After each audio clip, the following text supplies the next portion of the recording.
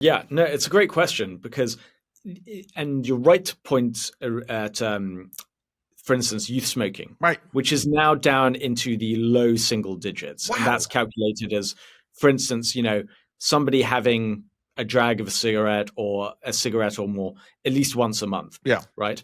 So that's now to low single digits. The number of kids actually smoking more than one cigarette a day, I mean, we're getting into figures so low that it's hard to calculate. Yeah. So we essentially have a smoke-free youth generation, Right. which should be, you know, and we raised the tobacco age to 21 Right. several years ago under the first Trump administration, and some states did so beforehand. So essentially, this is what these sort of anti-tobacco groups had said for years, was that we're just concerned about kids. This isn't about, forcing adults to do whatever. So it should be, like you say, job done. Right. Well, if free adults, you can choose to consume a cigar or a nicotine patch or whatever.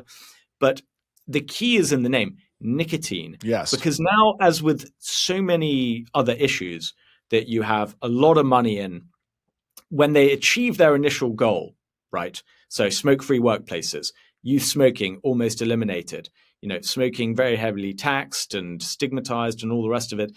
Those goals have been achieved. So now they've expanded the definition of what they want to do. Right. So both for ideological reasons, I think they just are ideologically opposed to people using nicotine, which, as we said, nicotine just by itself is one of the more benign Sure. substances people can use as compared to alcohol or marijuana or whatever.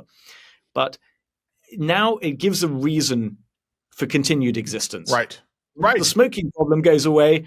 You can still have a nicotine problem. So you can still have grants and work in the field of tobacco control. This is a huge industry amongst academics, the tobacco control industry.